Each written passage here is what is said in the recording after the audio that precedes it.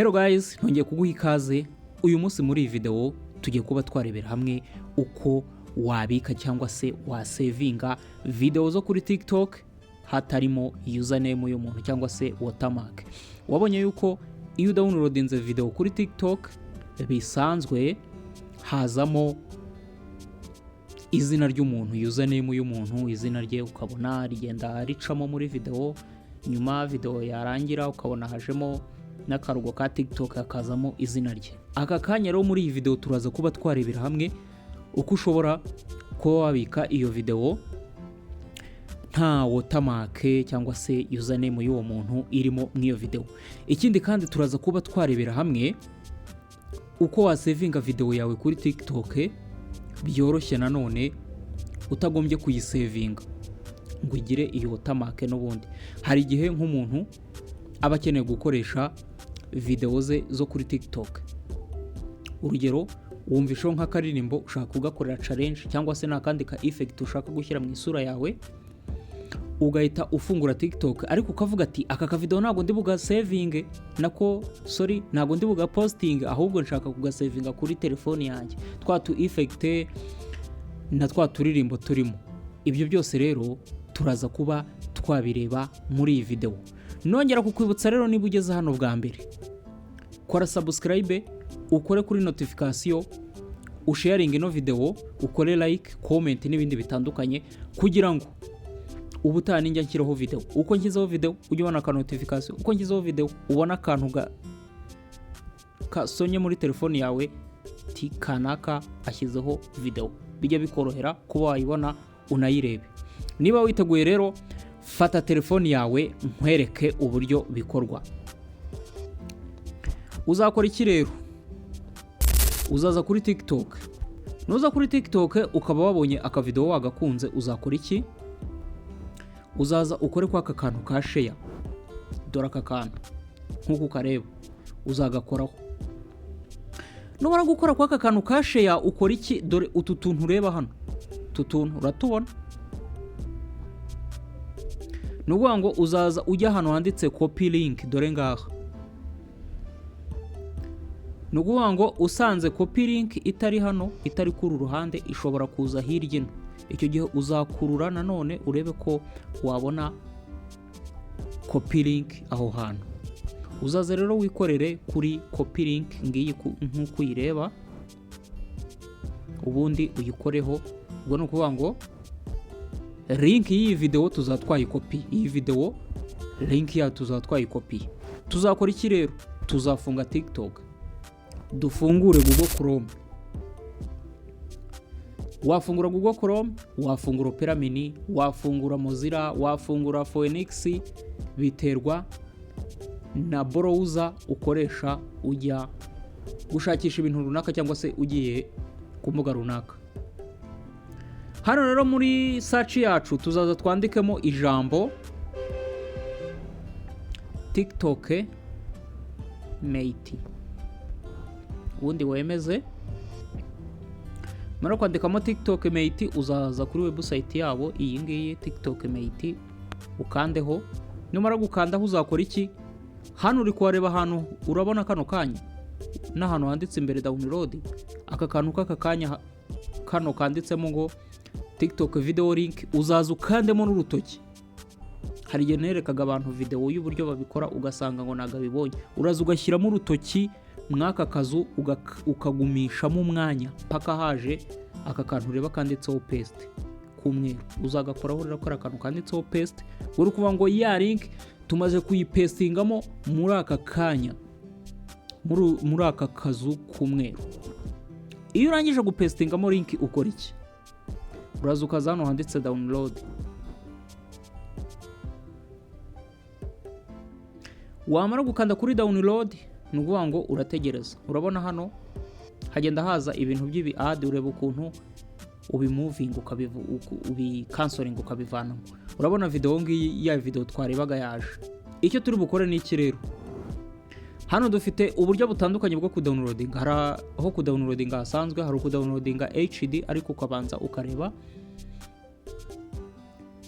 ukareba ama ad, n'ubwo ngo buriya bakuzanira ama ad ukaba wayareba ukabasha kuba wadownloadinga HD. Twe rero turashaka kudownloadinga bisanzwe. Uraza rero ukore hano kuri download, nihazamo ibintu byo kwamamaza uzabifunga. Urabona ko rero bari kutubwira nyine ko file mbere nayidownloadinze. Hano rero nshobora gukoraho n'ubundi nkongera nkayidownloadinga. Urabona nureba urabona ko video ije rwose nta watermark iri hano nkuko bireba nyine. Urabona ko video ihaje nta watermark ifite. Urwo ni urubuga rwa mbere ushobora kuba wakoresha. Urundi rubuga wakoresha, kuko ni nyinshi ushobora gukoresha urwo ushaka, uzaza ujye ku rwitwa Synaptic.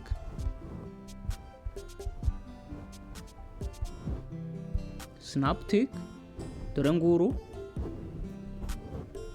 Synaptic narwo uzakandaho, nurangiza ni nka bya bindi n'ubundi twakoze, uzaza ukoremo hano. Nukoramo uzakandamo cyane kari akantu ka paste kazaza, nikaza uzagakoraho link ibigiyemo.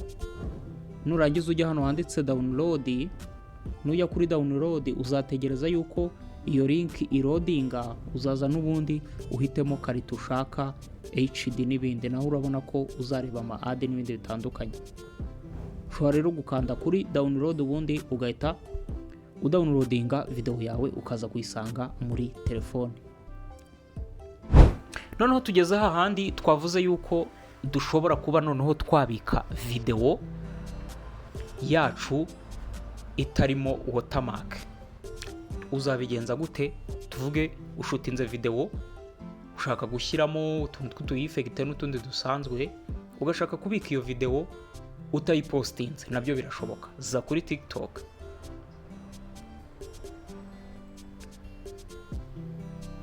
nuza kuri TikTok uzakora iki?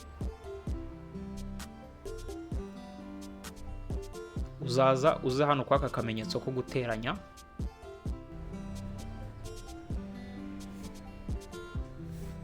Nuza ku kamenyetso ko guteranya uzakora iki? Umaze kuza kwaka akamenyetso ko guteranya rero, urabona ubugeze kuri TikTok ugatangira kuba wafata video, kuko wabonye ko kamera ihita ifunguka. Hano rero ushobora kwemeza ya masegonda 15, 60, iminota 10 ariyo maximum. Ushyira mu minota 10 rero kugira ngo utaza gushyiramo igihe gitoya kikaba cyarangira.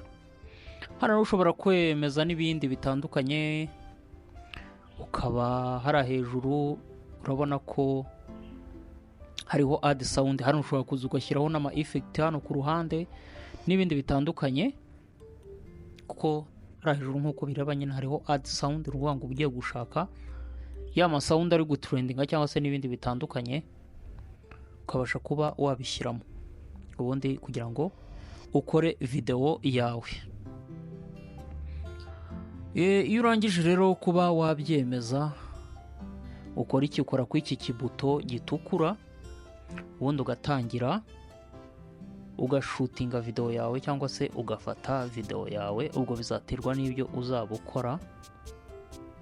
Ku iki kimenyetso rero gitukura cyangwa se ku iki kibuto gitukura, ugiye gukora record, ugiye gufata video rero urayifata.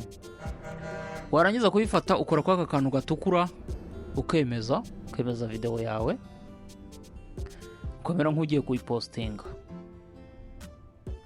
Nukuvuga ngo rero kugira ngo saving ino video twavuze yuko dushaka kuyisavinga tutayipostinze. Urabona utu tuntu turi ku ruhande iburyo, utu tuntu message settings n'ibindi, ukanda kwa kantu kamanuka ubona utundi tuntu twiganjemo. Uraza ukaza ahantu hepfo hahera hari ahantu handitse save. Hari handitse save, uraza ukahakora. Wamara kuhakora, ubwo no kuvuga ngo video yawe rwose uyisanga kuri telefoni yawe yabaye saved kuri telefoni yawe, ukabasha kuba wayikoresha. Kuko umaze kuyipostinga nyine abantu benshi baba batinya yuko nyine bya watermark n'ibindi bitandukanye, cyangwa se ugashaka kuba wenda niba ari nka gasawundi uri gukorera nyine amacarenje n'ibindi, wenda ushaka kukirebera wowe ubwawe udashaka kugapostinga, ubwo rero buriya buryo ushobora kuba bwagufasha ugahita ubika video yawe direct utayipostinze kuri TikTok. Ndakeka rero ko ino video mwayikunze. Niba wakunze ino video, kora subscribe, like, share na comment kugira ngo tujye tubana muri video ngenda ngushyiriraho nk'izi ngizi. Mwakoze cyane rero kunkurikira, tubonane muri video y'ubutaha.